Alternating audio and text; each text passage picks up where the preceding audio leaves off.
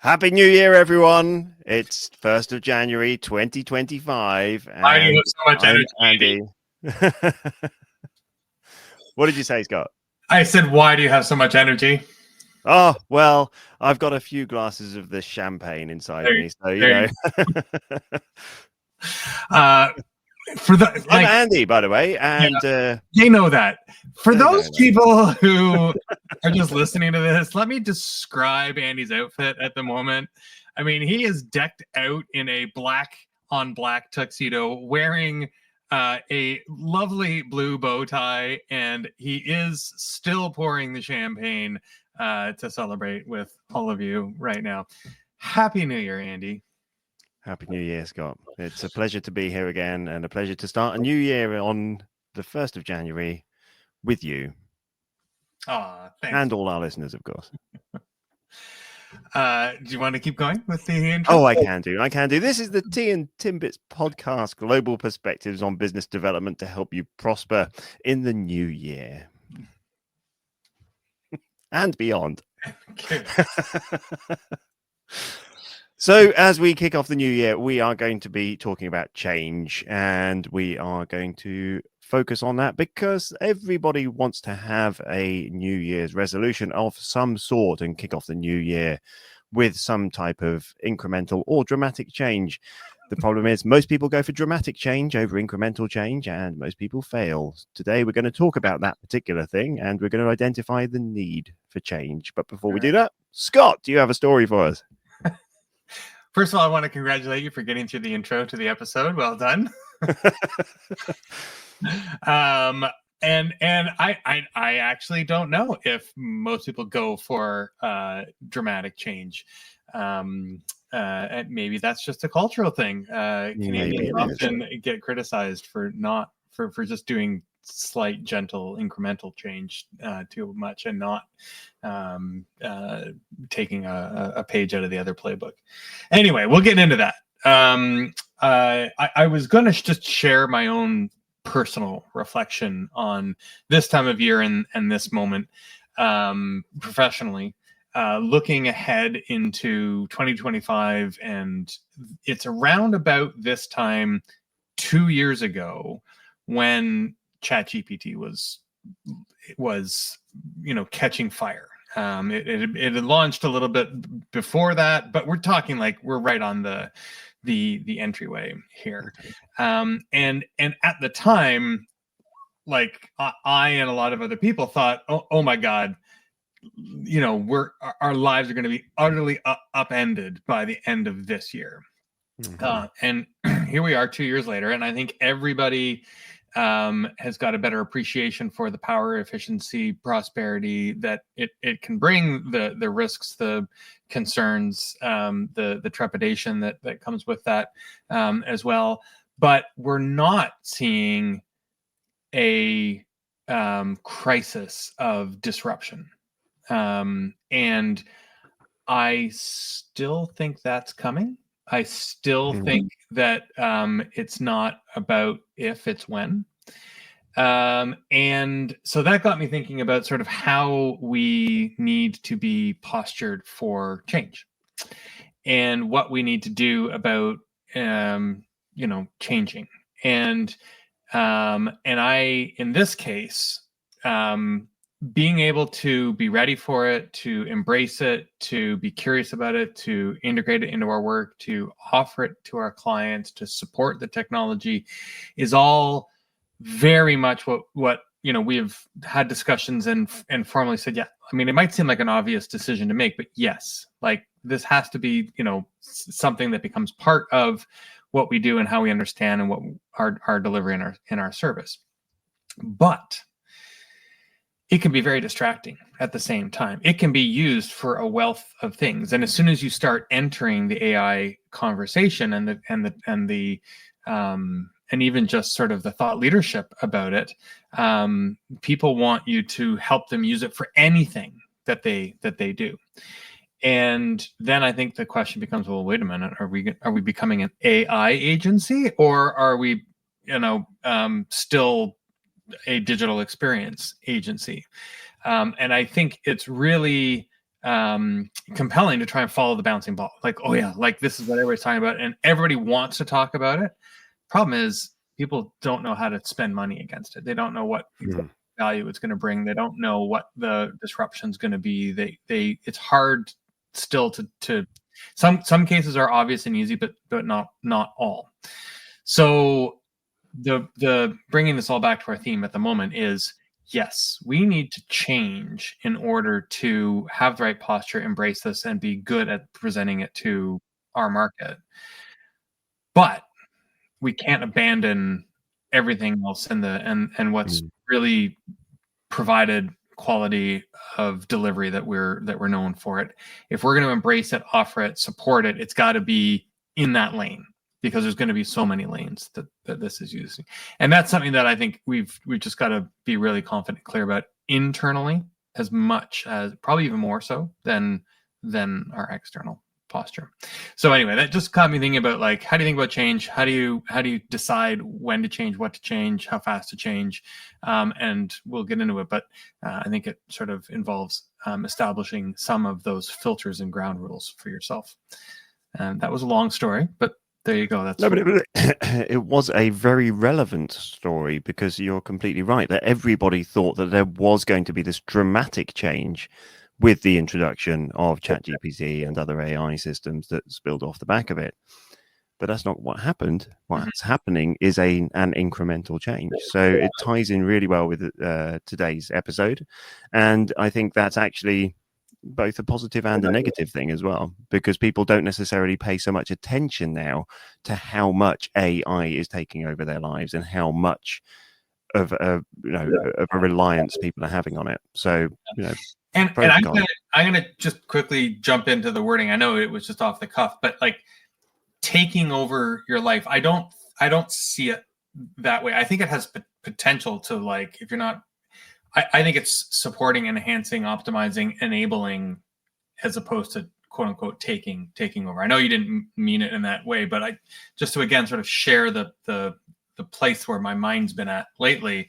It's more about how can this technology, and then therefore different changes in general, support, enhance, adapt, and sometimes they're defensive, and you do need to be ready for it to take over your life or defend against that. What do you think from a business perspective is appropriate for identifying if change is necessary? Well, I think you need to understand what it is that you're trying to achieve. That's the important thing. It's all very well. Let's stick to the New Year resolution thing. It's all very well to go, oh, I need to get fit, I'm going to get a gym membership, right? But because you don't have a clear necessary goal, or your goal is far too big and you haven't got little steps on the way to get there, what typically happens is people sign up for gym memberships in January, and by February, a lot of those people have stopped going. And by March, April time, there's only about 5% left who are actually still going on a continuous basis. Right. And the gym companies love it, because people keep paying for it because they don't want to admit that they've given up on it. So they keep paying for the service, and they keep subscribing to the gym, but they never actually go. But what's happening there is that they tried for a dramatic change, change to their life, change to their routine, change to the outcome, and it failed because they hadn't got incremental changes on the way. So in my honest opinion, it's really important that no matter whether you identify it's just a small thing and that you can do it over time, or if it's a big thing and you need to take big action now, and then follow up with an incremental changes in routines, in supporting things in order to make sure that stays implemented, is really important at the very beginning. Right. I've got a friend who has a food company. They make one specific product, and he made it out of his kitchen for a long time with a friend of his, and it was his mom's kind of family recipe and whatnot, and on it goes, and then sold it into a few bars and restaurants, and then it sort of locally kind of caught a following, and then you get it into sort of one food service distributor, and then and then all of a sudden it's on the national catalog, and everybody's got it in their kitchen. And where did this thing come from? And so his phrase is, "It's the longest overnight success you've ever heard of." Yeah. Because it sounds like a dramatic change. Like all of a sudden everybody knows what it is, and they never did before. But that's not because it came after this intense huddle and we're going to invent a new thing and we're going to go and launch it. It was years in the making, the development, and to build up that momentum. So when you are looking at a problem, you started off at the beginning of the episode saying, like, most people opt for a dramatic change and fail.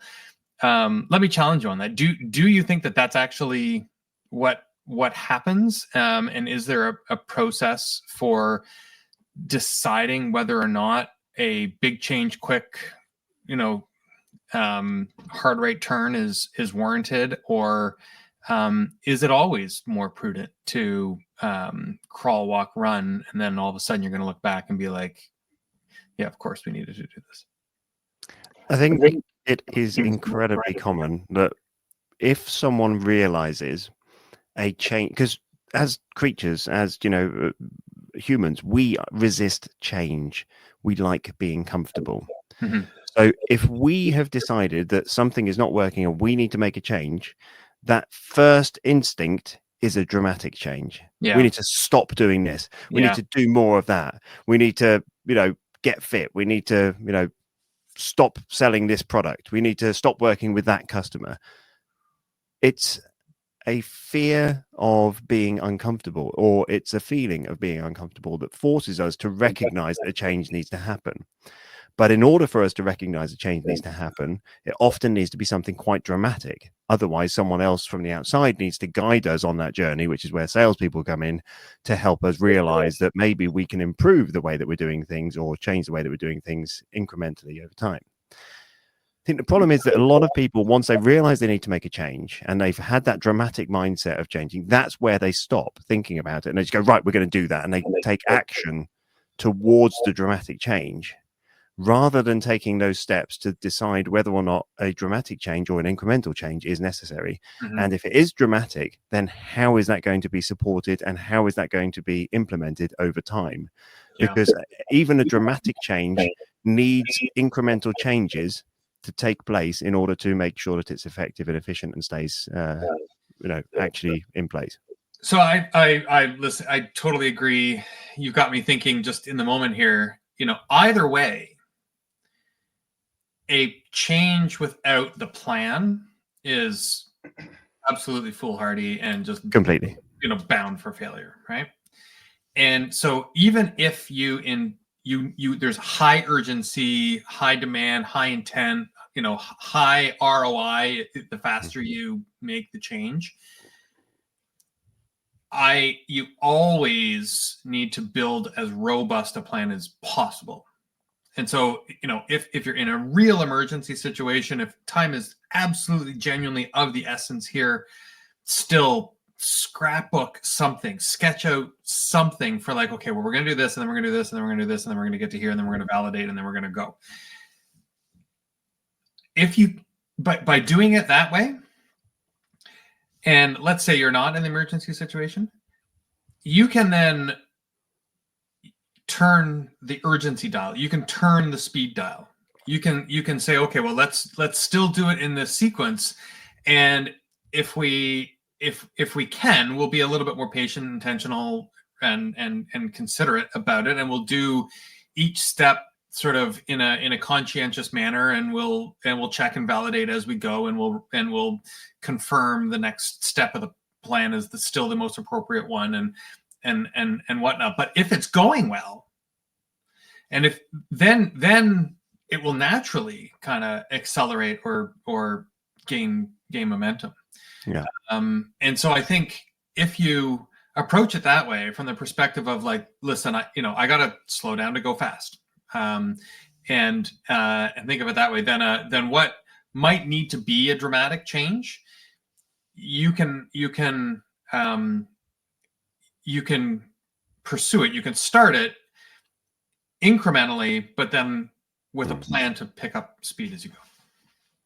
Yeah, that's right. And I mean, exactly as you say, it's, if there's like some sort of, I don't know, market shifts, or there's some competitive pressure because your competitors are going off in a new direction and they're winning all of your clients, or, Right. or even if you just recognize that your business has stagnated or something, that these things mean that something's wrong and you need to make a dramatic change. Right. But there, as you say, there needs to be that clear plan in place about how you're actually going to do that. Because if you just go, oh, we're going to stop selling individual sales and we're going to suddenly switch to a subscription model because that's what all our competitors are doing, it's going to fail, because you need to do it over time. You need to have a plan in place. Yes, it may be that you need to act quickly on it, cut some corners and get it in place, or run it alongside your existing business. You need to make the plan, though, so that you can decide what's right for you, what's right for your business, and what's going to be successful. Well said. And I have to also just say that I don't think I have felt more this way in any other year than this one, about looking ahead into 2025, about mentally anticipating the fact that I'm going to need to be ready for more change than ever before. I just, maybe I'll be proven wrong, hopefully. But it feels to me like there's just so much happening on the tech space, so much happening geopolitically, economically, and it's going to, we don't know exactly where it's going to come from. So I think the posture and the mindset to expect it is also going to be helpful. I don't think we're going to be able to react and change to everything, and certainly not perfectly every time. But I think just thinking at the moment that I shouldn't be too surprised when some of these pressures start to show up in the coming year. I know that always happens, but it just feels like 2025's kind of got a few surprises it's going to bring forward. And I don't think it's just exclusively in the tech space that that's going to happen. I think, all of the businesses around the world now are relying in one way or another on tech. And, AI is going to contribute to that. And that's going to change the landscape of the tech that's available and how the tech works, how the tech interacts with their customers, how, even widget manufacturers, how they interact with their business partners and so on, because it's not all about business to consumer, business to business as well. It's all going to have an impact, and everybody's going to be impacted in one way or another, and we need to be prepared for it. That sounds very dramatic and scary, but in a realistic way, it's good. Change happens, and it has happened all the time, and that's why we are where we are now, and that's why we're able to have these conversations freely over the internet and talk to each other in different parts of the world. So there you go. Well, you brought us in, Andy. You get to take us out. Wonderful. Well, if anyone wants to get in touch and find out what champagne I'm drinking, where my suit was made, and any other questions that may be relevant for this episode, please do get in touch. Go to tandtimbits.com, where you will find many ways to reach out to us, to listen to old episodes, and to follow for new ones. Thank you very much, Scott. Thanks, Andy. Thanks, everybody. Happy New Year. Cheers.